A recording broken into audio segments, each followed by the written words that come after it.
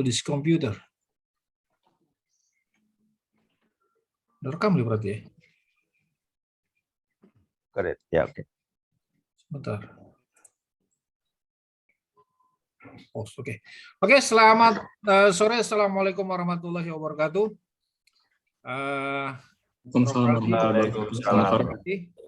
Semoga senantiasa dalam keadaan sehat walafiat. Tadi tidak ketemu saya ke kampus, saya pikir ada Prof. Rali, ternyata tidak ada. Wah, berarti ini udah persiapan untuk kuliah sore ini berarti. Tidur tadi. Jadi saya habis siang tadi 2:30 saya balik, saya mau akses dari rumah aja. Oke, kemudian juga adik-adik mahasiswa, hari ini kita akan mendengarkan kuliah umum. Barangkali sebagian sudah sempat disampaikan, tapi sekarangnya kita lebih khusus ya, mudah-mudahan lebih khusus lagi membicarakan terkait dengan renewable energy dan unrenewable energy. Nah, saya mengacu ke sini sebenarnya kemarin yang sudah disampaikan oleh Prof. Rali sebelumnya, bahwa saat ini kita semua berangkat dari SDGs. SDGs ini yang nomor 7 sama nomor 13-nya, saya pikir erat kaitannya dengan kuliah kita hari ini. Ya, terkait energi bersih dan terjangkau dan penanganan perubahan iklim. Ya, ini barangkali menjadi acuan kita di kuliah sore hari ini. Kemudian nanti ada renewable energy, ada economic capacity production, whatever lah yang terkait dengan renewable energy, unrenewable energy, dan tentunya terakhir nanti, ini dia yang paling penting sebenarnya. Bagaimana kami tentunya Prof. Ral dan saya untuk bisa memberikan stimulan kepada adik mahasiswa ini sekarang di kuliah, nanti lulus graduation, setelah itu Anda mau ngapain? Itu kan apakah mau jadi researcher, mau jadi birokrasi, atau mau jadi bajak laut ini nanti ya. Tentunya nanti barangkali ada pesan-pesan dari Prof. Rali terkait dengan, karena mereka ini sekarang di semester 6 posisinya, jadi setahun lagi insya Allah sudah selesai kuliah ya. Jadi tentunya perlu nanti ada sedikit pesan lah, dan yang saya katakan tadi ini yang terpenting di kuliah kita hari ini buat mereka para calon-calon lulusan. Begitu kira-kira pembukaan saya dari Prof. Rali. Dari saya. Jadi hari ini kita mulai diskusi kita terkait dengan renewable energy. Ini barangkali saya stop dulu ya, share screen saya stop, biar nanti fokus kameranya nih di layar saya, fokus hanya Prof. Rali seorang. Oke. Jadi ya. Jadi Prof. Rali, hari ini kita kayak model podcast ya, kita ngobrol terus nanti boleh. Kita nih, mahasiswa bolehlah kameranya dimatikan. Boleh tanya. Iya. Boleh. Nanti setelah itu kita akan buka diskusi. Jadi Prof. Ral, ya, beberapa kemarin kita sudah diskusi terkait dengan renewable energy. Ada kapasitasnya, kan ada sumber dayanya yang tentunya di tahun 2019 kemarin baru 9%, 8%. Jadi target di 2023 ini nggak akan mungkin tercapai lah. 2023 25%, nggak akan tercapai. Nggak akan tercapai. Bahkan itu dimundurin kalau nggak salah jadi 2050 tuh yang 25%. Benar. Tahun 2050 dimundurin lagi terus. Nanti dimundurin lagi. Mudah-mudahan kita masih ada umur, kita bisa buktikan. Tenang aja. Nah tentunya kalau bisa nanti ya adik-adik mahasiswa ini dia selesai 2050 berarti kan 27 tahun lagi, 28 tahun lagi. Ya. Nanti di bagian adik-adik mahasiswa untuk menyiapkan itu supaya nanti di 2050 tercapai gitu. Kira-kira gitu. Benar. Pesan saya. Silakan Prof. Ral terkait dulu dengan renewable energy. Ya. Silakan. Ya, alhamdulillah kita bertemu lagi di ruang diskusi kita, dan ini buat saya suatu kesempatan buat saya menyampaikan berbagai hal ya. Tentu saja di dalam penyampaian ini terkait bidang energi dan juga bidang-bidang lain, karena energi tidak bisa dipisahkan. Karena bidang-bidang lain tidak bisa dipisahkan dari energi. Kenapa? Adakah di antara Anda yang ikut kuliah saya pengantar teknik mesin? Coba ini deh, coba kasih videoan semua, biar saya bisa lihat wajahnya. Minta tolong tampilkan semua wajah-wajahnya. Coba tampilkan wajahnya ya. Mungkin barangkali ingat nih Prof. Mungkin saya ingat-ingat enggak ya? Ini anak tahun berapa? 2019 Kak? 2019. 2020. 2019. Rasanya masih ikut sama saya kuliah. Saya masih ngajar tuh. Paris ikut nggak, Paris? Pengantar teknik mesin. Ada yang ikut ya? Paris? Ikut semua, Pak. Ikut semua. Ikut semua ya? Semua ikut. Sebagian saya rasa, karena pengantar teknik mesin ada beberapa kelas kan. Oke lah. Jadi sebagian aja udah cukup. Saya ingetin lagi. Ya. kalaulah teknik mesin ini kita squeeze, ya, kita press, jadi dua kata. Maka kata yang pertama itu adalah energi. Kata yang pertama loh energi.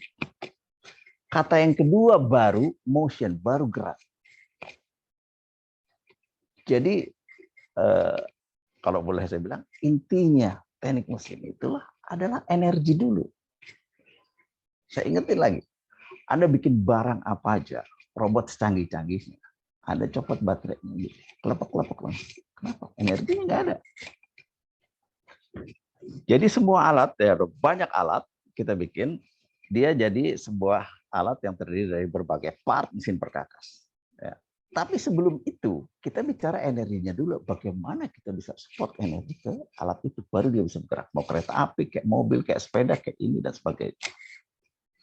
Jadi dua kata, itulah yang membentuk si teknik mesin kita ini. Gitu loh. Jadi terasa dong oleh Anda bahwa separuh aku itu adalah energi. Separuh aku adalah energi. Yang lain-lainnya baru bisa jalan kalau energinya ini ada. Nah, kalau kita ini manusia yang terdiri dari jiwa dan raga, maka jiwanya itu adalah energi. Dan benar, jiwa atau ruh, ya saya terjemahkan gitu aja, adalah energi. Raganya ya ini, tangan, kaki, dan sebagainya. Emang dia bisa bergerak kalau nggak ada ruhnya, kalau nggak ada jiwanya? Dia seperti barang mati, Pak. Dia seperti sebuah benda saja. Kalau boleh saya bilang, nih ya, saya orang energi, apalagi dari energi kalor, suhunya akan mengikuti suhu lingkungannya. Iya kan? Dia jadi benda mati. Anda pegang aja barang-barang di tempat Anda itu. Dia akan suhunya mengikuti suhu lingkungan. Kita juga gitu kalau mati. Nah, Anda hidup. Makanya suhu Anda 36-37 itu. Artinya ada yang supply dia supaya terus-menerus suhunya 37. Ada termostatnya di otak. Nah, supply-nya apa? Saya udah bilang E sama dengan M ya. Supply-nya makan, minum, asupan, itu supply. Dirubah sedemikian rupa oleh proses kita di dalam tubuh ini, jadi kita hidup dan bergerak. Dan itu harus jadi satu, si jiwa dan raga ini. Emang kalau Anda tidur, jiwanya lepas. Ini penelitian yang menarik tuh kalau orang tidur. Ya. Dan terus-terusan diteliti. Toh pagi-pagi jiwanya kembali lagi, ente bangun. Kenapa dia nggak nyasar masuk ke tempat orang gitu kan? Yang enak nyasar, jiwanya Habibie masuk sih. Nah, inilah istimewanya si manusia yang terdiri dari jiwa dan raga itu. Kalau boleh saya bilang, energi inilah jiwanya. Jadi segala sesuatu gitu juga ternyata. Ya, saya tadi ngasih contoh sedikit di awal-awal. Sebuah benda lah ya. Gimana juga, kalau boleh saya bilang, itu adalah konversi dari energi menjadi sesuatu. Menjadi sesuatu yang lain. Mobil misalnya adalah konversi dari energi menjadi sesuatu yang lain sehingga bisa jadi kendaraan. Pesawat gitu juga. Lucu ya. Apa artinya? Artinya semua benda-benda, apalagi yang engineering yang Anda lihat, itu adalah konversi dari energi jadi benda lain. Bagaimana bisa terkonversi? Nah, itu kita belajar. Kita masukin di tengahnya berbagai hal. Ilmu lah, inilah, itulah, sehingga dia jadi berubah bentuk sehingga bisa dipakai. Kalau boleh bilang, ini sebagian besar ya, alat-alat itu adalah konversi energi dong. Intinya. Emang iya. Jadi bayangin pentingnya Anda. Saya sih ngerasain. Berarti juga sebuah negara maju. Dia maju karena ilmu konversi energinya maju. Saya nggak sembarangan ngomong begini. Kita udah singgung sedikit masalah energi makro. Walaupun kita nyenter ya, atau kan sekarang ini kita lebih tertarik pada renewable energy, tapi tahu basisnya energi. Gitu. Sehingga kalau boleh saya bilang, Anda mesti kembali ke energi konvensional untuk mengetahui prinsip-prinsipnya, apalagi kita di teknik mesin ya. Saya udah bilang, pentingnya, kenapa? Karena yang katakanlah menjadikan energi itu ada permulaan, adalah orang-orang dari teknik mesin dulu. Tapi dia nggak kelihatan. Dia di pinggir laut. Pembangkit-pembangkit itu adanya jauh pinggir laut. Yang orang lihat adalah listrik yang masuk ke rumah-rumah. Listrik yang ke industri, listrik yang di supermarket, bahkan listrik yang di tukang martabak, segala macam. Seakan-akan elektro yang ada di ujung. Emang dia bisa ada kalau kita nggak ada? Nggak bisa. Kenapa? Karena kita yang membangkitkan. Dari mana? Nah ini dia. Dari sumber-sumber primary energy resources itu. Ingat ya, kalau saya bisa batu bara, benda loh itu, sebuah massa loh. Sebuah massa kita rubah jadi energi listrik. Tadinya kalau Anda tahu batu bara kan kayak batu-batu gitu. Batu kita rubah dia jadi energi listrik. Karena dia jadi energi listrik, dia bisa jadi macam-macam dipakai buat benda-benda lain. Jadi Anda bayangin, di ujung pangkalnya itu, disitulah kita berkiprah. Nah, kembali sekarang. Kenapa untuk renewable energy kita harus belajar yang non-renewable? Saya bilangnya non-renewable energy yang model lama. Karena toh inti pengetahuannya ada di situ.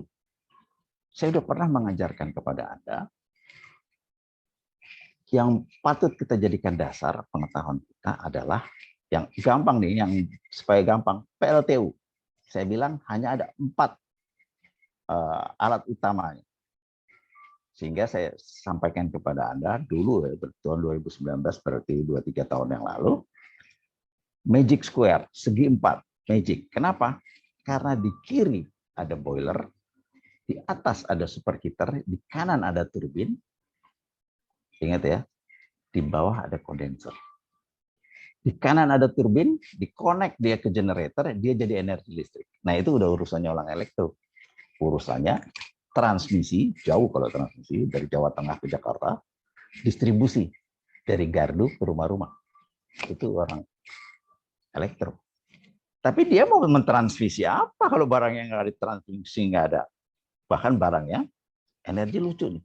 Ada, tapi nggak kelihatan. Jadi Anda mesti ngebayangin kan, sama energi kalor, ada, tapi nggak kelihatan. Kalau air, pindah, atau dipompa, dari atas ke bawah, dari bawah ke atas, dari samping kiri ke kanan. Karena Anda ngelihat air. Kalor nggak kelihatan. Tapi dia pindah. Sama, berarti ada. Nah, itu dulu. Jadi intinya 4 alat tadi ya. Boiler, kemudian superheater, turbin yang muter, ini kan kita bikin dia supaya muter. Kalau dia nggak muter, generator nggak jadi, nanti nggak jadi listrik. Jadi memang kita cuma mau bikin putaran aja. Jadi dari tadi misalnya batu bara, kemudian kita jadiin putaran, jadi motion. Ini teknik mesin banget kan? Itu tadi saya bilang ada 2 loh, 2 kan, energi dan motion. Energi asalnya si batu bara kita jadiin putaran, kemudian dia menghasilkan listrik. Setelah itu air yang sudah kehilangan daya, kehilangan pressure dan sebagainya, terkondensasi di kondenser, kita jadiin air masuk boiler lagi. Jadi intinya ini mesin kalor. Nah, intinya itu dulu. Nah, sekarang kalau udah intinya itu, copot deh boilernya sebelah kiri, ya. Kita copot boiler, kita gantiin sama energi geothermal. Ya kan? Udah. Jadilah dia geothermal. Nah, sekarang copot deh tuh geothermalnya sebelah kiri, boiler kita gantiin sama nuklir, reaktor nuklir. Dia menghasilkan panas. Jadi lagi uap steam sama. Jadi semua yang lain yang katakanlah berbasiskan kepada Rankine cycle ini, prinsipnya adalah sama dong kayak PLTU. Iya, kita gantiin aja boiler, ganti nuklir, kita gantiin boiler geothermal, kita ganti itu sumber-sumber kalor yang lain. Yang lainnya 3-3 sama. Superheater kayak turbin. Intinya kita mau menggerakkan turbin. Semua ada turbinnya. Nah, itu dulu. Ini yang konvensional. Tapi kemudian itu bagian saya, bagian Pak Iman, bagian yang tua-tua. Yang sekarang bagian Anda, kalau masih itu juga, itu tadi akibat batu bara habis. Geothermal bagus ya. Nah, sedikit saya ngomong geothermal. di Indonesia ini ada 127 gunung api. Emangnya Pak Radi ngitungin? Enggak sih, udah orang ngitungin. 127 ya? 127 gunung api. Di setiap gunung api itu kita bisa sebetulnya mendapatkan geotermalnya. Sebetulnya. Tapi nggak usah segitu-gitulah ya. Katakanlah 50%-nya. Anda bayangin, 50% gunung api. Nah, 127 gunung api, katakanlah dibagi 2 jadi 50 dan seterusnya. Itu potensi. Potensi apa? Potensi renewable. Geothermal, ya kalau kita boiler kan mesti pakai bahan bakar batu bara. Geothermal, bahan uap panasnya itu udah ada di dalam. Tinggal kita keluarin. Jadi, sekarang banyak gunung bukan meletus sih, erupsi ya, erupsi. Seakan-akan itu merugikan karena penduduk harus pindah dan sebagainya. Tapi sebetulnya adanya dia di situ menunjukkan berbagai hal. Kesuburan tanah lah, ada energi kalor loh di bawahnya, gede banget gitu. Dan nggak perlu kita beli, nggak perlu dia udah ada di dalam. Jadi kalau kita bisa memanfaatkan geotermal itu dari potensinya nih yang terbaca sekarang potensinya 30 gigabyte. Yang kita baru pakai berapa? 1,5. Berarti masih ada 28 gigabyte lagi. Iya, Bang. 28 gigabyte atau 30 gigabyte itu separuhnya jumlah energi yang dibutuhkan oleh Indonesia loh. Anda bayangin. Separuhnya. Jadi 32, tugas Anda. Berapa Prof tadi? 32 ya? 32 mega barangkali, bukan byte. Gigabyte. Oh, giga. Gigabyte. Giga ya? Giga. 32 gigabyte. Ya. Yang kita pakai baru 1,5. Semaksimum-maksimumnya sekarang lagi dibangun itu 2. Jadi masih ada 28-29 gigabyte. Ini kerjaan Anda dong, gitu kan. Untuk memanfaatkan, katakanlah 30 gigabyte itu adalah separuhnya jumlah seluruh energi yang dibutuhkan oleh Indonesia. Ada bayangin. Renewable, Pak. Renewable. Sekali lagi saya bilang. Bisakah Indonesia nanti mencapai keseimbangan antara renewable dan konvensional? Jadi kita ini bukannya mau menghilangkan konvensional 100%. Itu juga menurut saya sayang atau bodoh lah. Ya. Jadi kita mau seimbang. Nah, karena kita sumbernya banyak, kita harus ngatur dong. Di daerah mana yang ini, di daerah mana yang itu. Gunung api daerahnya di mana? Ya di daerah itulah mestinya dimanfaatkan. Kalau enggak kan kita harus transfer pakai transmisi kayak sekarang ini. Nah, jadi memperhatikan geografis Indonesia yang tersebar di pulau-pulau begitu, 5 pulau besar dan 12.000 pulau kecil, kan harusnya memang ada kebutuhan energi lokal dong. Nah, bauran energi itu kemarin yang kita bicara, batu bara sekian, minyak sekian, itu nasional, Pak. Dan si nasional ini pola pikirnya masih Javanisme, saya bilang, Jawa Bali, Jamali, Jawa Baru, Madura Bali. Yang lain nggak dipikirin. Satu misalnya IKN ya, mau ada ibu kota negara pindah, wah itu energi di situ nanti ambilnya dari situ aja, ya kan? Biasanya apa? Energi dari situ batu bara diambil masukin ke Jawa, yang pakai orang Jawa lagi, yang maju orang Jawa lagi, gitu. Sana ditebangin aja, dapat sampah ya saya bilang. Itu sehingga tidak berkeadilan itu namanya. Namanya keadilan sosial, kita harus adil semuanya dulu dong. Berarti memang juga penduduk harus disebar. Kalau pembangunan itu merata di semua pihak, di semua daerah, maka penduduk itu ya akan ke sana. Karena kan daya tariknya kan uang pekerjaan kan itu. Kalau di daerah-daerah itu dibangun proyek-proyek besar, apalagi udah ada infrastruktur, jalan dan sebagainya, maka orang akan pindah ke sana jadi rata. Sekarang kenapa ngumpul di Jawa? Karena pembangunan semua di Jawa. Duit apalagi 70% ada di Jakarta, lebih goblok lagi itu. Harusnya kita sebar. Sehingga orang-orangnya nyebar sendiri menurut saya. Sehingga itu kalau zaman dulu nih, zaman Wijoyinista, mereka udah punya strategi sebetulnya. Strateginya dia strategi jarum jam. Pembangunan itu harus arah jarum jam. Jawa nih yang udah mulai ya, udah banyak. Harusnya nyebar ke Sumatera dulu, terus Kalimantan, muter tuh.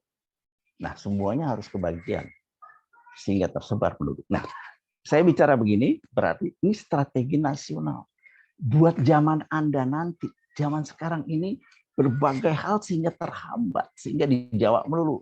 Di Jawa ini jalan tol aja dari ujung ke ujung udah ada. Di Kalimantan baru sekarang ya norak kita bilang. Yang norak siapa? Ya pemerintah ini. Tapi akhirnya saya bilang kita harus bersyukur juga loh udah dibikin di Kalimantan. Kalau nggak dibikin, pergilah orang Kalimantan. Baru sekarang dibikin di Papua juga. Terus. Saya balik lagi sekarang ke energi tadi. Itu saya baru bicara geothermal. Nah sekarang kemarin kita lihat di TV beberapa hari ini lah ribut di Wadas, bendungan dibikin. Purworejo. Dan sekarang bendungan Purworejo sekarang dibangun pada saat ini sekarang ada 20 bendungan di seluruh Indonesia. Dan 10 bendungan dibikin di 5 tahun terakhir ini. Dan saya lihat tuh bendungan yang di Lombok dibangun itu. Nah, kalau bicara ini berarti hydroplan ya. Hydroplan. Nah, itu dia multifungsi. Bahkan sebetulnya energi itu fungsi keduanya. Fungsi pertamanya adalah untuk pertanian. Nah, kalau sama tadi, kalau masalah kita di Indonesia ini kita squeeze jadi 2 masalah, itu kalau saya bilang pangan dan energi. Nah, itu kan untuk pangan. Nah, energi sama pangan, energi mesti ngalah dulu, Pak. Kayak minyak goreng sekarang mau dijadiin minyak goreng apa mau dijadiin biodiesel gitu kan. Nah, mestinya yang namanya energi ini mesti ngalah dulu. Kenapa? Karena orang butuh makan. Itu dari ke hari tuh butuh makannya. Bahkan kita baru puasa setengah hari aja udah kelaparan deh. Dari subuh sampai maghrib aja kita udah kelaparan. Jadi itu harus diutamakan. Nah, bendungan itu gunanya untuk pertanian dulu. Baru yang kedua untuk energi. Tapi bisa 2 hal itu tertangani, luar biasa. Jadi kemana aja Indonesia dari dulu kok nggak bangun bendungan-bendungan itu, padahal sumber air banyak banget. Kenapa tuh? Karena ditahan oleh para stakeholder minyak, stakeholder batu bara. Bisnis itu, bisnis dipegang, dia nggak mau ini, biarin aja, nggak usah dibangun deh. Bahkan kilang aja nggak dibangun. Kilang loh, pasti dong kita perlu. Kenapa kebutuhan kita lebih besar daripada yang kita hasilkan? Berarti kita harus bangun kilang karena minyak mentahnya ada di sini, minyak mentah kita ekspor lagi, salah dong gitu. Nah, itu konvensional. Karena kita paham konvensional kayak gitu, oh kalau gitu kita harus ke sana dong ya. Membangun renewable energy dari alam ini aja. Anda udah tahu sekarang. Oh kalau gitu geothermal harus dibangun dong. Benar. Jadi kalau misalnya renewable energy sama non renewable energy mau 50-50 dulu aja deh ya. Belum menang begini, tapi baru itu berarti energi geothermal harus dibangun. Berbagai juga persoalan. Tapi itu udah disediain oleh Allah di Indonesia sumber energi. Sekarang kalau Anda energi matahari, saya setuju aja energi matahari bagus. Tapi Anda masih import industri solar PV-nya. Kan kita mesti dia bangun dong di sini. Kalau kita mau pakai dia jadi katakanlah 20%, 25% di tahun sekian. Nah, untuk bangun pabrik itu, kembali saya bilang, ini bagian kerjaan Anda lagi. Strateginya harus ke sana. Iya, karena itu tadi coba Mat dipasang tadi SDJ tadi yang 17 share screen ya. Share screen. Ini ya. Ya sebelumnya yang ada 17 kotak tuh. Ya, ini. Pokok saya ngelihatnya itu challenge ini. Oh. Di saya udah muncul ini. Oke, saya stop, saya ulang lagi sebentar. Saya ulang lagi. Minimize sebentar ya. Sebentar. Sebentar dulu. Nih kita kuliah mikirin bangsa kita nih. Tahun 2045 tuh 100 tahun tuh. Nanti Anda berarti harus megang peran di situ. Ya. Saya bicara, ini tadi kita bicara, sebutlah ini makro energi atau energi makro ya. Energi makro. Kemarin-kemarin itu kita bicara energi nasional, tapi sekarang di antara Anda ada orang-orang daerah. Orang-orang daerah, apalagi kalau dari Sumatera, Kalimantan, kemudian Indonesia Timur, perhatikanlah sumber daya lokal. Jadi nanti pembangunannya, energinya dari mana?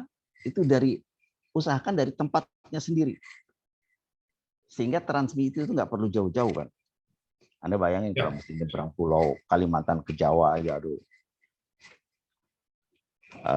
Berbagai hal udah mahal dan sebagainya. Nah, nih energi nomor 7 tuh ya. 7.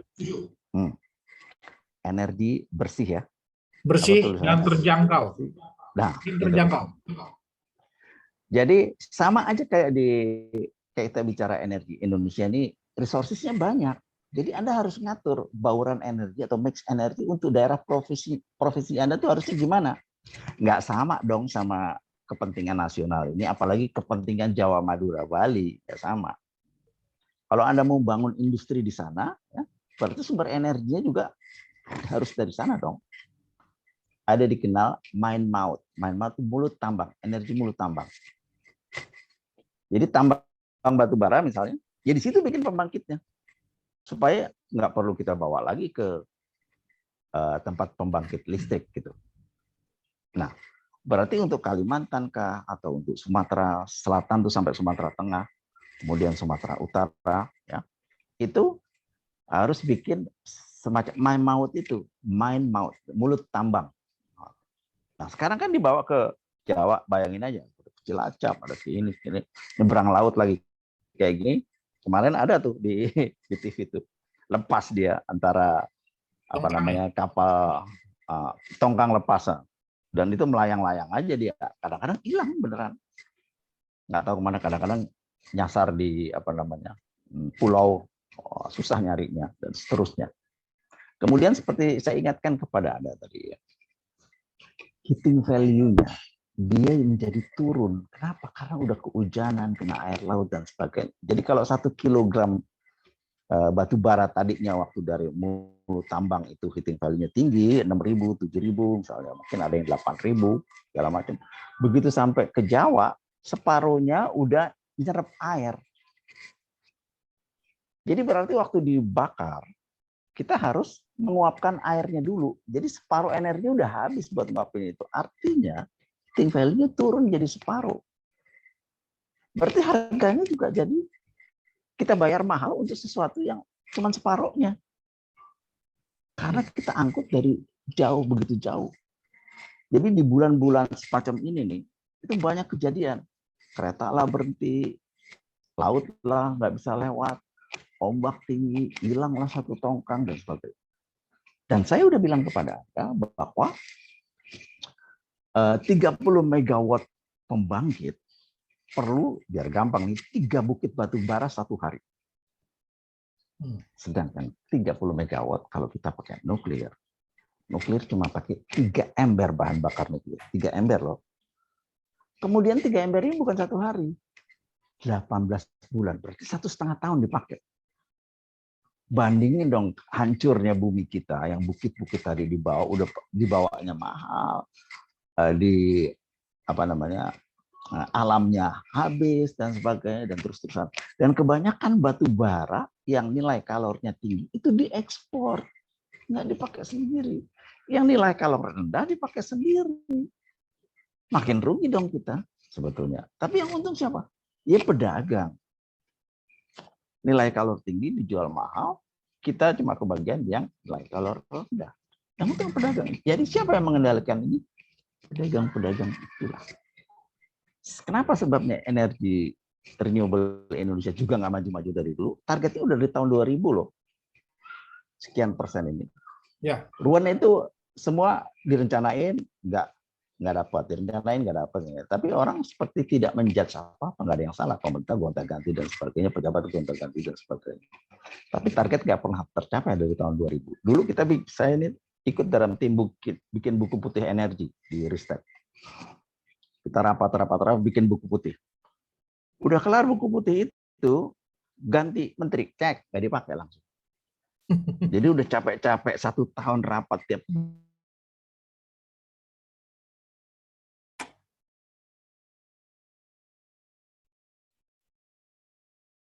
Nah.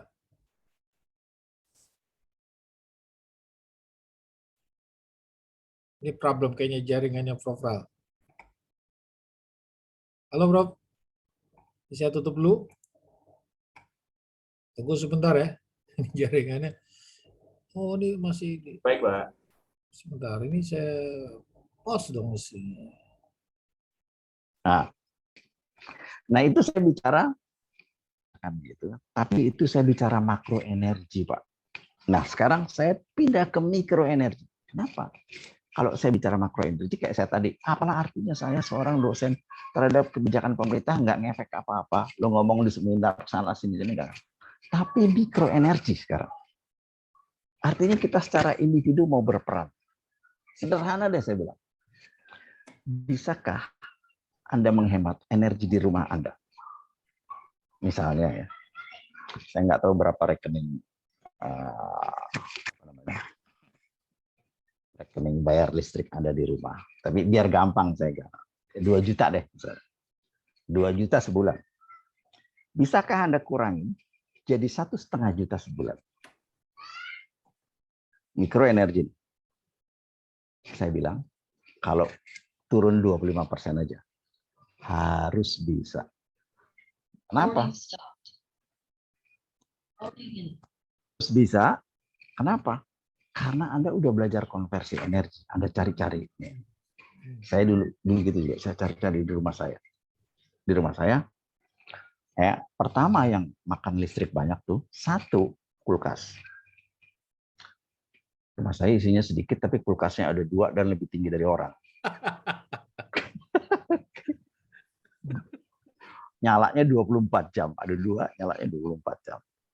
Terus gini akal saya, ini saya ceritain aja. Supaya bisa kita praktekin di rumah, mikro energi. Jadi energi nggak ngomong doang, lo kan tadi ngomong doang, lo ngomong energi batu bara, itu ngomong doang. Kenapa? Anda kan nggak bisa ngelaksanainnya, tergantung orang lain. Nah sekarang di rumah Anda bisa ngelaksanainnya. Hemat energi, dari 2 juta rupiah, bikin jadi 1,5 juta rupiah. Turun 25%. Nih, salah satu cara. Ya, kulkas tadi 2. Terus, pompa.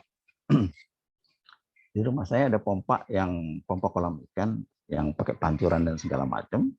Jadi dia nyala 24 jam, men. Tadi kulkas 24 jam kan? Ya. 24 jam. Kalau 100 watt aja 200 watt 24 jam. Nah, belilah saya timer switch. Harganya 50.000 ya. Yuk klik aja dia. Ada yang digital segala macam sekarang di Tokopedia kayak ini. Kita pasangin, kita matiin dia mulai dari jam 12 malam sampai subuh. Jam 5 pagi. Jadi 5 jam. Ya kan? 5/24 udah 1/5. Ya, kan 24 jam tadinya nyala. Sekarang 5 jam saya matiin. Kenapa? Ya saya periksa dulu lah ini list-listnya, jangan ada yang bocor. Kalau bocor nanti dia turunnya banyak. Gitu. Jadi kita matiin jam 12 malam, kita nyalain lagi karena jam 4 boleh lah, 4 jam mati. Ya.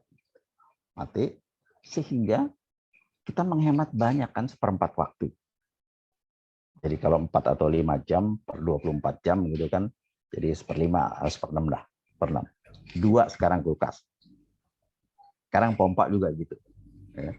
Kalau tadinya 24 jam nyala, 2 jam saya matiin, 2 jam jalan, 2 jam saya matiin, 2 jam jalan.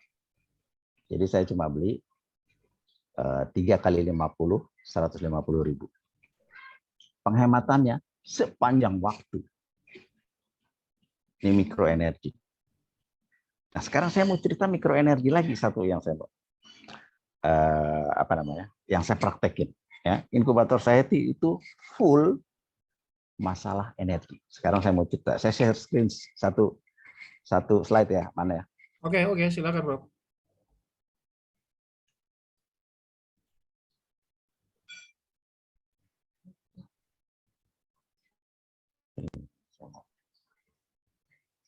Saya stop dulu ya.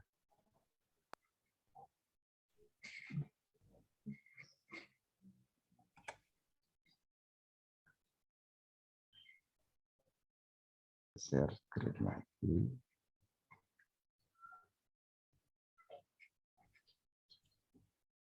Sekarang nggak pakai sound, jadi matiin.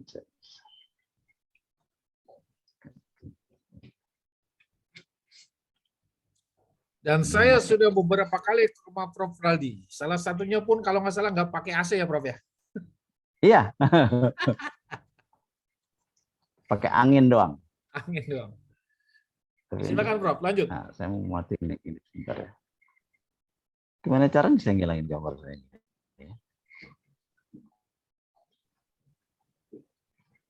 Saya punya gambar ini.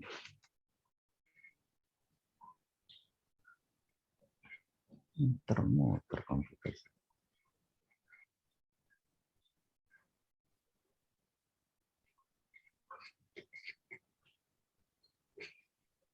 Ini yang video. Kalau ditutup, tutup dulu kali yang video.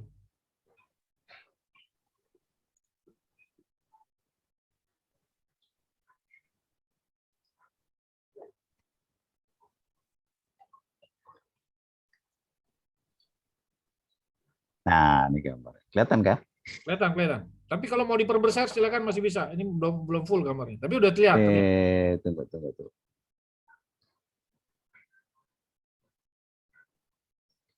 Gede ya? Oke, siap, cakep. Nah, lihat ya.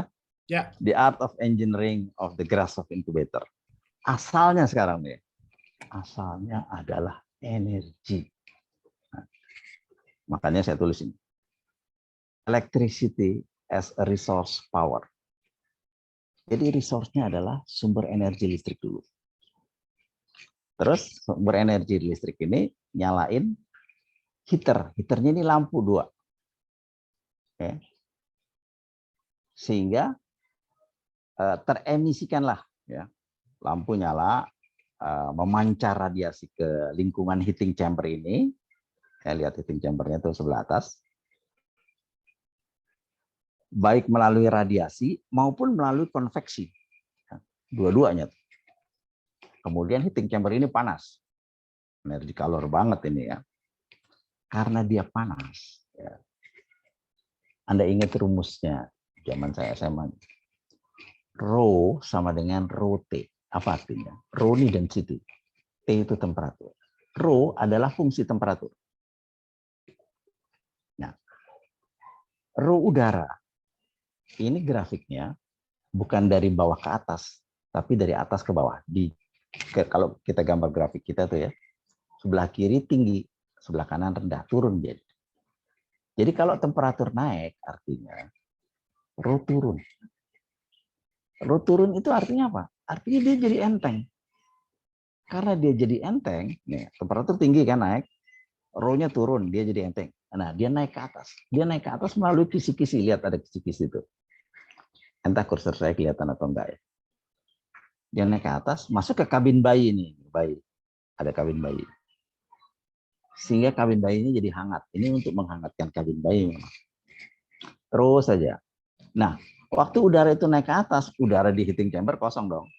Nah, karena dia kosong, udara kemudian masuk dari luar. Makanya ada bolong-bolong tuh Anda lihat. Sebelah lampu kan, dinding ada bolong-bolong.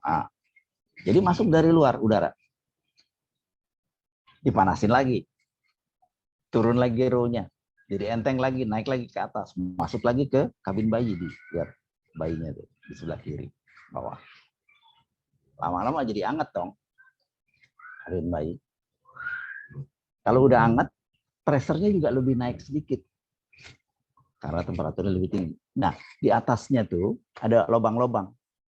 Lubang akrilik tuh di atas lubang. Jadi dia keluar pelan-pelan. Sehingga terjadi arus udara dari luar masuk ke heating chamber, panas, enteng, naik ke atas, masuk ke kabin bayi, kemudian dia keluar ke atas. Sehingga terjadi aliran massa. Ya, asarnya energi, panas kan? Dia bisa menggerakkan massa itu secara natural. Jadi saya tulis, habis radiant heat energy, natural convection, natural circulation due to the buoyancy force. Nah itu tadi buoyancy itu. Begitu dia jadi enteng, rho-nya turun, enteng, naik ke atas, itu buoyancy. Buoyancy force, naik ke atas. Sehingga memanasi kabin bayi sebagai limited environment, heating a cabin as a limited environment. Kemudian terjadilah kesetimbangan kalor dan massa pada suhu temperatur kabin itu 35. Jadi saya punya termostat yang nyetel. Ya. Di sebelah kanan tuh Anda lihat termostatnya. Coba saya pinggirin foto saya.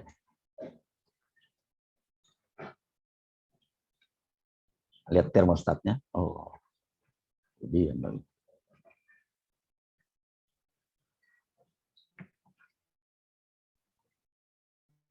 nah, lihat termostatnya kan. Di sini mempertahankan suhu 35 di kabin bayi. Suhu 35 di kabin bayi. Kalau suhunya udah 35, termostatnya ini on. Apa artinya on? Mati lampunya. Jadi suhu akan turun lagi pelan-pelan. Kalau udah 32, termostat mati, lampunya nyala lagi. Nyetel lampu lagi, lampu nyala lagi, dia naik lagi. Jadi suhunya dipertahankan antara 32 35. Nah, prinsip ini berbeda dengan inkubator di luar. Nah, kemudian sekarang ini kan tadi saya bilang masalah mikroenergi ini. Kenapa sih kita bisa bikin begitu? Pertama, kan ada ilmunya dong. Yang kedua nih sekarang, akibatnya. Pertama saya mikir dulu, bukankah dengan environment Indonesia yang berbeda dengan informasi environment luar negeri yang lebih dingin. Dia subtropis, kita tropis kan. Jadi kita lebih hangat kan. Nah, karena kita lebih hangat, kalau kita mau dapat temperatur 35, kita startnya kan nggak perlu dari temperatur rendah kayak mereka. Jadi inkubator asalnya dari luar negeri. Semua dari luar negeri, itu powernya besar, power konsumsinya 300, 400 sampai 500 watt. Wajar dia besar. Kenapa? Karena environment temperatur, apalagi di musim setengah musim nih ya, musim dingin dia, mulai dari musim gugur sampai musim dingin, kemudian musim semi, dingin dia. Antara 0 sampai 5 derajat temperatur di luar. Di dalam ruangan temperatur itu berapa? Dia pakai heater, kira-kira 15 derajat. Nah, kalau kita untuk mendapatkan di kabin bayi itu 35, dia naiknya dari 15 derajat tuh di dalam ruangan. Sehingga memang dia perlu power besar. Nah, kita sendiri, ya, kalau Anda di ruangan AC, kan 24-25 derajat. Ya, naiknya dari 24-25 derajat, mereka naiknya dari 15. Nah, kemudian di ruangan non-AC. Di ruangan non-AC naiknya dari 29-30 ke 35. Apa artinya? Kita hanya perlu energi sedikit dong, dibandingkan dia yang perlu energi besar. Dia naiknya dari 15 ke 35, kita naiknya dari 29-30 ke 35. Sehingga mereka yang 400-500 watt itu bisa kita ganti dengan yang 50 watt. Sekarang kita pakai 25 lampu 25 watt 2, jadi 50 watt. 50 watt. Tadinya 400-500 watt. Jadi hampir 1/10-nya. 1/6, 1/7. Nah, sekarang apa akibatnya? Karena dia pakai 50 watt. Akibatnya itu tadi. Kita bisa dapat 35 dengan temperatur yang nggak tinggi. Dengan energi yang sedikit, hanya 50 watt. Inkubator saya ini kan untuk golongan prasejahtera. Jadi rumahnya nggak ada AC dong. Jadi kalau rumah saya nggak ada AC, ini saya termasuk prasejahtera sebetulnya. Nah, dengan 50 watt cukup. Mereka listriknya subsidi 450 watt aja loh. Jadi pakai inkubator ini 50 watt ya. Masih ada sisa 400 buat yang lain. Trika bisa. Tadinya kita juga pakai inkubator gede. hampir 300 watt.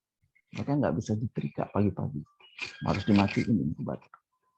Sekarang dengan inkubator yang kecil portable ini, dia bisa nyetrika. Hemat energi. Kemudian akibat lainnya lagi. Karena cuma 50 watt, temperatur di heating chamber nggak terlalu tinggi. Nah, kalau 300 watt, temperatur di heating chamber tinggi, Pak. Akibatnya bahannya harus steel. Kalau inkubator luar negeri. Nah, kita karena bahannya temperaturnya nggak tinggi, kita bisa ganti steel itu sama kayu. Coba kalau kayu kita pakai di 300 watt, gosong terbakar. Sekarang ini kita pakai kayu. Akibatnya dia jadi enteng. Sehingga saya bisa klaim, inilah inkubator paling enteng di dunia. 13 kg diangkat oleh satu orang. Bisa masuk desa. Tadi Anda lihat kan videonya, masuk rumah gedek. Mana ada inkubator luar negeri bisa begitu? Nggak ada. Nah, begitu saya fokus, ini mikro nih masalahnya, ke Indonesia aja, ilmu kita dipakai sedikit. Environment di sana 0 derajat, di kita 29-30 derajat, kita sudah bisa menghemat energi. Adik saya dari bidang environment bilang, inkubator Mas tuh inkubator green incubator tuh, inkubator hijau dia bilang. Kenapa? Karena hemat energi. 1, 2 jadi enteng. 3 bahannya bisa diganti kayu, jadi murah harganya. Itu dia yang 70 juta. Jadi 4 juta, Anda bayangin. Akibatnya sekarang ada di 138 kota, begitu banyak bayi yang bisa tertolong sampai ribuan. Hanya sedikit lo mikirnya, ini mau transfer kalorinya cuma sedikit dipakainya. Tapi karena keberpihakan kita kepada Indonesia, saya fokus kepada Indonesia aja. Enggak so ini, so itu, so akreditasi, so ini, so paten, enggak. Lo boleh tiru. Ini saya pasang di blog saya, boleh tiru orang. Tapi enggak ada yang niru juga. Kenapa? Karena Indonesia ini sense of manufacturing-nya rendah banget. Lain sama orang Korea, Jepang, segala macam. Begitu ada barang, buat tiru, langsung dia tiru. Dia bikin. Indonesia enggak. Udah ditawarin gini, dia main kosongnya. Males, lu aja yang bikin deh. Gua mah beli aja. Nah, saya nggak ingin Anda bersifat begitu loh. Kita orang teknik, apalagi teknik mesin, harus ada produk, harus ada karya nyata. Jadi itu tadi, sekalipun kita berpikir masalah makro bisa, tapi mikro harus kita jalankan dalam kehidupan kita. Nah, ini advice saya untuk Anda. Bikinlah sesuatu. Nggak usah jauh-jauh, lingkungan Anda sendiri. Rumah Anda sendiri. Hematlah energinya. Jangan ngomong doang. Gue capek denger kalau ngomong. Kerjain sesuatu.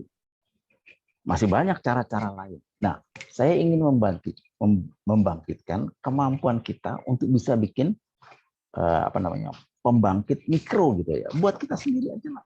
Kemudian sekarang ini dikenal banyak orang menuju kepada free energy. Lihat tuh di YouTube, banyak orang di mana. Kalau saya sih free energy bener, barangkali enggak ya. Tapi barangkali 0, iya. Jadi kalau yang namanya free, 0 energinya ada sedikit. Kenapa? Karena ada bantuan alam ini. Coba misalnya kita mau menghasilkan energi bersih dari uap air di udara. Bisa kan? Nah, karena ada bantuan alam itu. Tanpa energi yang banyak. Sedikit effort atau sedikit energi dari alam ini bisa kita manfaatkan sebaik mungkin. Kayak tadi itu, aliran alamiah. Itu kan alami. Jadi kita nggak perlu blower lagi gitu. Makanya nggak ada bunyinya. Saya klaim juga ini the most silent, gitu. Yang paling senyap, inkubator paling senyap. Kenapa? Kalau di rumah sakit ada bunyinya loh, brum gitu. Nah, nggak boleh lebih dari 60 desibel kalau buat bayi. Nah, itulah ajakan saya ya. Nggak sekedar kita mikirin makro energi yang gede-gede, batu bara segala macam, nuklir. Pikirin juga yang skala kecil tapi bermanfaat. Salah satunya tuh Pak Eko tuh. Waktu listrik mati nih satu hari, pembangkit dari Jawa tuh ada problem tak satu hari. Rumahnya dia nyala sendiri. Karena dia pakai baterai. Wah, orang-orang pada kaget. Kok bisa nyala? Ini distributor baterai apa gimana?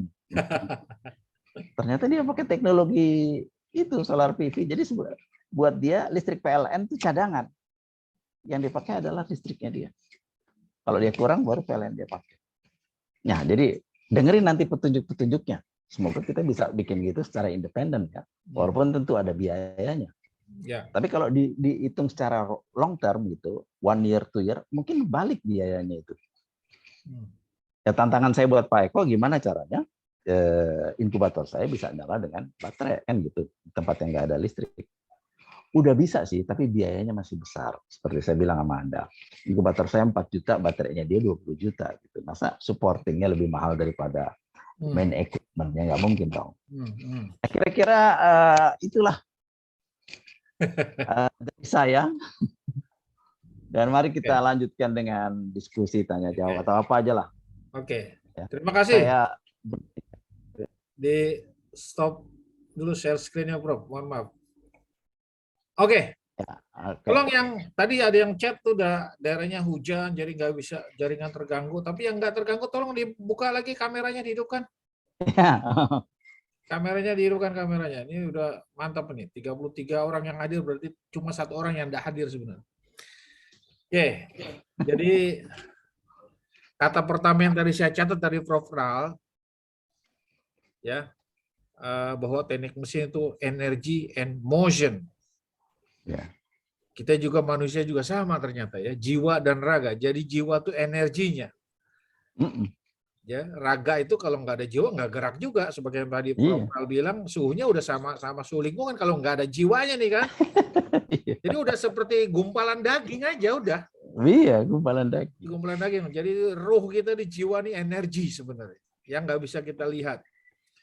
Tapi alhamdulillah begitu kita tidur bangun nggak lepas tuh balik lagi masih satu frekuensi. Nggak tahu kalau dia masuknya ke yang mana, nggak tahu juga. Nah kemudian nggak salah gitu. Iya, yang kedua ini juga tantangan buat saya juga termasuk, Bro. Micro energy, jadi micro scale ya. Jadi untuk micro lihat kita balik diri kita dah, seperti kalau orang nunjuk gitu kan. Itu 1 ke depan, 3 ke belakang nih. Iya benar. Jadi ibda bin nafsi, jadi mulai dari Prof. Ral udah luar biasa.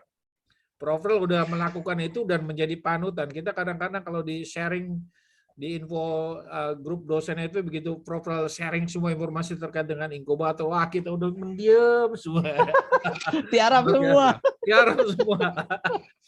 Gimana cara mengejarnya, luar biasa Prof. Ral ini. 2003 kan mulai ya. 2003 itu mulai PIMNAS. Gini, penelitian inkubator itu mulai tahun 94. Oh 94 jadi, mulai ya. Jadi nggak ujuk-ujuk benar. Ya. Kemudian ya apa yang saya lakukan sekarang dengan inkubator kemudian menjadi macam-macam. Jadi saya produknya banyak sebetulnya. Mungkin ada 10 loh produk. Ya. Ya. Itu nggak bisa begitu aja. Itu sebuah proses konversi moral, spiritual, macam-macam yang panjang, Pak. Kalau boleh saya bilang, mungkin waktunya lebih dari 5 tahun sampai 10 tahun. Bahkan spiritualnya Pak Iman tahu banget tuh. Udah lama banget. Jadi sebuah proses yang panjang, tapi harus diniatin gitu. Yeah. Diniatin, fokus itu the magic of focus sebetulnya. Fokus dan kemudian kita doa sama Allah. Allah kok yang membuka jalan, bukan saya sendiri. Saya nggak bisa pasti. Siapa yang menyelamatkan nyawa bayi? Bukan saya. Saya cuma bikin inkubator. Allah yang selamatkan itu. Dan toh semuanya selamat. Keberhasilannya 100%. Anda bayangin. Gila nggak? Saya juga nggak ngerti. Tapi ya, you niat aja. Kemudian fokus dan kemudian mohon pada Allah. Allah akan lowongkan jalannya. Dan titik itu. Iya, itu dulu gitu loh. Itu lagunya Bintang gitu kemarin Asian Games. Ya, Prof. Ral. Jadi ini sekalian saya sampaikan juga ke adik-adik mahasiswa ini. Jadi ternyata pengalaman spiritual ini juga mungkin saya harus sampaikan juga. Jadi tidak hanya yang masalah jasad nih. Adik-adik mahasiswa nih ya, tahun 92-93 itu setelah saya selesai kuliah, terus kami berdua sama Prof. Ral pergi ke Puspitek Serpong. Pakai mobil Prof. Ral di Kijang, tahun berapa lah Kijang itu. Mungkin dulu full press body lah, udah keluar full press body itu Kijang. Saya ambil dari Romangun atau apa ya, kantor ibu dulu ya. Kita pergi ke Puspitek Serpong, pulang ya, Prof. Rally minta diturunin di Istiqlal. Oh gitu ya? Gue lupa tuh. Itulah, Prof. Rally turun di Istiqlal, saya disuruh nganterin mobil ke kantor Ibu. Oke. Terus kemudian saya anterin ke kantor Ibu kan, tuh mobil, kemudian saya balik pulang. Malamnya saya kontak, itu berarti waktu puasa itu Mas. Malamnya saya kontak, ternyata Prof. Rally nggak pulang ke rumah. Wah, kemana ini orang? Ternyata itikaf di Istiqlal. Ah, luar biasa. Itu yang buat waktu saya bilang, wah, luar biasa ini. Jadi nggak pulang ke rumah tuh, jadi langsung itikaf di Istiqlal. Jadi saya pikir nggak pulang, kenapa? Wah, kacau nih Prof. Rally nggak pulang. Ternyata nginep, itikaf di Istiqlal. Itu yang dulu saya bilang spiritual yang tadi Prof. Rally mulai dari tahun 90-an, ya itulah. Dulu yang paling benci orang berkali-kali pergi haji, sekarang Prof. Rally sudah berkali-kali pergi haji, berkali-kali umroh. 11 kali. Gila. 11 kali. Nah, ini adik-adik, jadi perlu bantuan spiritual. Kita berusaha, Allah nanti akan memberikan petunjuk lagi. Ini sudah hari ini Prof. Rally. Bukan saya, Prof. Rally. Nah, Saya ikut-ikutan Pak Idrusman. oh gitu ya. Saya ikut, apalagi 11 kali. Itu yang dulu kita punya niat juga kalau bisa pergi umroh bareng, itu belum kesampaian.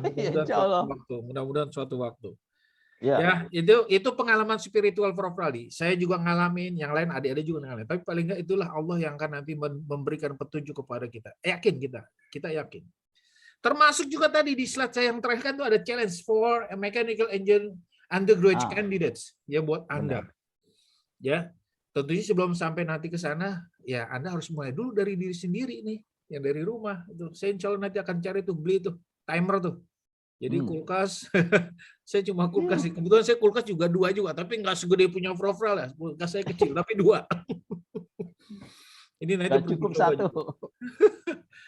Oke, mungkin barangkali ini sudah jam 5:10. Saya buka mungkin termin. Kalau ada yang mau ditanyakan, silakan adik-adik mahasiswa. Silakan. Tanya. Silakan. Apa aja deh, boleh deh. Nur Cahyo. Silakan, kamu ada yang mau tanya? Sebenarnya tadi sempat ini Pak, ada kepikiran soal mikroenergi. Saudara saya Pak. Kedengeran. Ya, lanjut. Yang mikroenergi kan salah satu contoh penerapannya itu yang soal PV di rumah ya Pak. Ya. Nah itu kalau misalkan kita memanfaatkan sesuatu yang bergerak di dalam rumah untuk dijadiin untuk bisa menghasilkan listrik, itu juga masuk ke mikro ini kan ya Pak? Iya, pokoknya buat rumah lo mikro lah. Apa kira-kira contohnya? Fan lo bisa nyalain tuh. Keran air Pak. Pompa ya? Keran air. Keran air. Di sisa pemipaannya Pak. Itu kita bisa pasang mungkin turbin kecil-kecilan gitu. Mungkin nggak sih Pak? Habis ya. Kalau itu hanya pada saat buka keran aja. Oh, enggak ini ya kurang enggak. Kebuang itu kan berarti. Enggak, maksudnya bukan pas posisinya sebelum keluar dari keran. Dia berputar itu pas di saat ada keran yang dibuka gitu. Jadi di dalam sistem pemipaannya gitu. Ya, ditambah di situ kayak semacam turbin nanti ya, atau kincir itu buat gerakin ya. Iya, Pak. You gerakin pakai solar energy. Enggak, jadi begitu buka keran, Prof, buka keran, itu baru hidup. Di dalam pipa dia posisinya. Cuma ya kecil sekali lah. Ya mungkin barangkali yang sederhana, kalau mau ini hujan sebenarnya, air hujan. Kalau mau dicoba itu dimanfaatin seperti apa. Hujan kita kan kalau hujan tinggi juga. Ya itu buat mereka yang tinggal di gedung tinggi itu sebetulnya bisa dimanfaatkan tuh. Ditampung airnya di atas, waktu dia turun, nah itu kan jadi kayak turbin mikro. Gedung SL kita ini, gedung SL kita yang baru tuh udah dimanfaatkan semua air hujan. Udah ya? Nah, udah. Oke, adik lagi yang lain. Adik-adik, mana nih pada suaranya nih? Kalau enggak ada, ya sudah kita cukupkan. Dias mana Dias? Halo Pak, saya lagi nge-lag Pak, nggak bisa on cam Pak. Nggak bisa on cam ya? Mungkin barangkali ada yang mau tanyakan. Silakan. Ngomong aja ngomong. Masih belum ada sih Pak, soalnya tadi masih nyimak aja. Ya udah oke. Hurricane nih banyak ngomongnya nih hurricane. Hurricane. Iya, Wah. hurricane. Ya, Pak. Badai itu artinya tuh. Dia kemarin sempat di geothermal. Silakan hurricane. Iya Pak. Buat tadi kan masalah kulkas ya, dikurangnya penggunaannya, tarik Ya. terutama pas malam. Tapi kalau kayak ada kayak daging, ada sayuran gitu yang kualitasnya bisa menurun cepat gitu. Nah, Kira-kira gitu. ini menarik. Ya benar, Belum benar. dicoba sama dia berarti. Benar, benar. Jadi gini, ini Ya. makanya Silakan, tadi saya bilang gini, Anda periksa dulu isolasinya. Betulin dulu yang bocor-bocor isolasi. Karena itu akan jadi pemborosan energi kan. Tadinya di dalamnya kan dingin. Karena isolasi Anda bagus, dia terpelihara dinginnya lama. Tapi kalau Anda bocor isolasi itu, ada karet-karet yang udah lepas dan sebagainya, dia Keras akan gitu. turun temperaturnya cepat. Bahkan es yang di atasnya kemudian cair, daging-daging juga bisa cepat bau loh. Hati-hati tuh. Makanya saya bilang periksa dulu. Tapi gini deh, saya lihat kulkas zaman sekarang, isolasinya bagus-bagus. Jadi kalau Anda udah model kulkas yang zaman sekarang, bisa tuh dipakai. Nggak usah jadi, misalnya dari jam 12 sampai jam 5 pagi dulu deh. Misalnya dari jam 1 sampai jam 3 dulu. Jadi 2 jam aja. Coba dulu. Coba sebulan gitu ya. Ya, misalnya coba 2-3 hari, terus Anda buka paginya, dia masih dingin nggak gitu kan. Oh, Kalau dia udah drop, oh ini ada yang loss nih. Energi loss kan? Heat loss. Tapi kalau dia masih bagus, Anda baru tambahin 1 jam lagi. Kan bisa di setel timernya. Sampai misalnya dari jam 12, saya ini dari jam 12 sampai 4:30 di rumah nih. Dan udah saya jalankan bertahun-tahun ya. Listrik jadi berkurang banyak. Pompa saya jalanin separuh aja, jadi 2 jam jalan, 2 jam mati, 2 jam jalan, 2 jam mati. Ada 2 pompa ikan lagi saya, 2 pompa kolam lagi kan. Terus ada lampu taman yang coba deh Anda matiin pakai switch itu. Dari jam, misalnya Anda nyalanya jam berapa? Jam 6 ya. Jam 7 lah mulai nyala sampai jam 5 pagi gitu. Dikurangin waktunya. Karena itu akan di KWH kan, dikali number of hour jadi. ya. Makin panjang Anda pakai, makin banyak duit Anda keluar gitu. Nah, lihat tuh penghematan mana, terutama yang nyalanya 24 jam dulu tuh. Itu makan apa namanya? Rekening listrik tuh. Banyak. Nah, AC sekarang. Saya kasih ini sekarang lagi katakanlah Indonesia musim dingin dong. Temperatur di luar Cipedak saya lihat kemarin malam. Ya. 23 derajat, Man. 23 Oh, ya? derajat. Wah, dingin udah itu nggak belas. Emang dingin. Jadi kalau kita misalnya matiin AC itu dari jam katakanlah jam 12 ya, sampai jam 5 pagi, kita udah untung berapa tuh KWH? AC 1000 watt paling enggak kan? Ya. 1 PK 1000 watt. Nah, dulu saya jadiin PR dulu. Saya lihat nih rumahnya bocah-bocah nih. Ya. Wah, boros semua. AC kamar bapaknya, AC kamar adiknya, di kamar dia. Ada yang kaya pembantunya aja dikasih AC, gila. Wah, luar biasa. Dikasih TV juga lagi. Ya. Gini ya, walaupun kita punya uang, walaupun kita mungkin cukup harta dan sebagainya, tapi kalau menurut saya hemat energi itu harus tetap jadi jiwa kita. Jangan kita umbar-umbar energi itu. Sekalipun kita mampu bayar. Ya. Kalau ada lampu yang memang nggak ada orangnya, bisa Anda pakai apa namanya sensor motion gitu, matiin. Gitu. Kalau ada orang baru nyala dan sebagainya. Gitu. Sekarang banyak alat-alat yang bisa membantu. Salah satunya itu tadi yang motion ya, sensor. Jadi di teknik mesin juga sudah pakai tuh. Beda ya. Masuk ke jadi kalau nggak ada orang mati aja gitu kan, ya, percuma mati. terus. Masuk ke ruangan dosen juga ada beberapa lampu, kalau nggak ada gerak situ mati lampunya. Oke. Ada lagi Tada? Kalau Tada sudah saya cukupkan. Ya. Coba.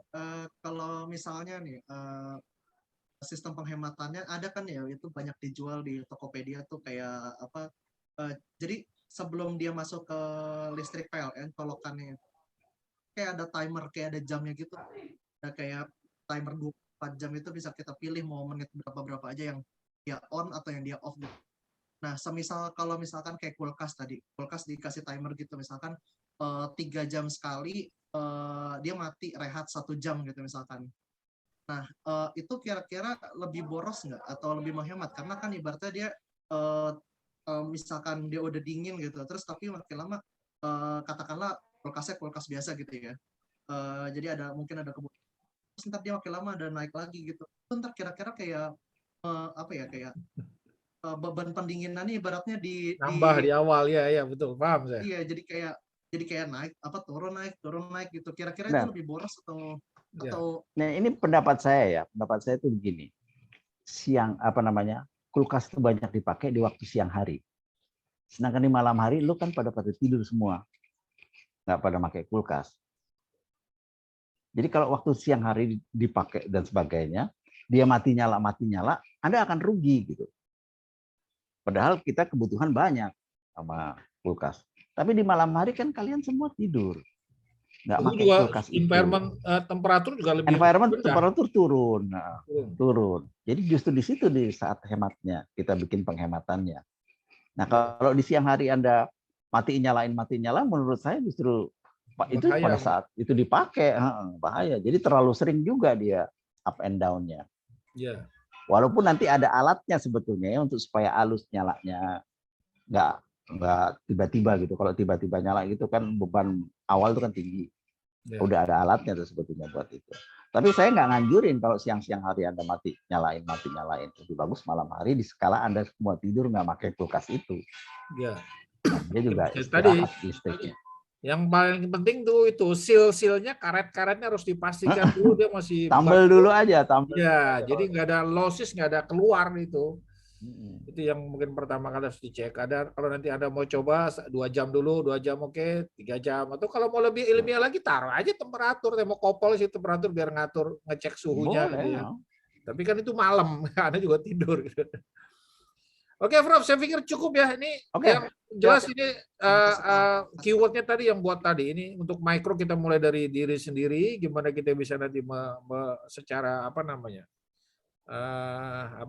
ya tadi mulai dari sendiri kita mulai untuk menghemat energi, ya melakukan sesuatu yang bisa kita lakukan dulu, ya termasuk tadi untuk yang skala besar makro, misalnya tadi main mode itu ya atau desa mandiri energi lah kalau dulu istilahnya itu. Jadi di mana di situ ada sumber energi, disitulah dipakai, gitu. Jangan ditransportasikan lagi. Ini mungkin kalau nggak salah ini jadi tugas akhir yang besar, tugas besar ini terkait dengan pemanfaatan sumber daya yang ada di sekeliling kita untuk bisa dijadikan energi.